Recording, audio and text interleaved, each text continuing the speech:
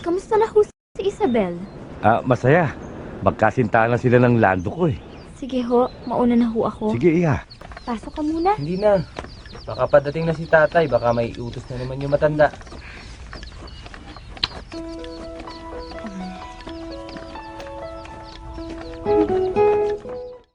May mga bisita ka. Tuloy kayo.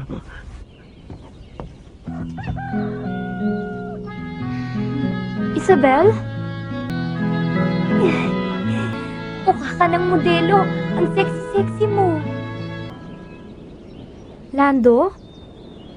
Oo, Kamusta ka na? mabuti naman. Sabel?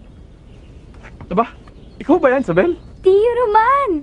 Sa daming beses kong dumalaw dito, hindi ko matandaan ganyan kakaganda. Dalaga ka na, ha? Magandang tanghali po. Magandang tanghali po sa inyo.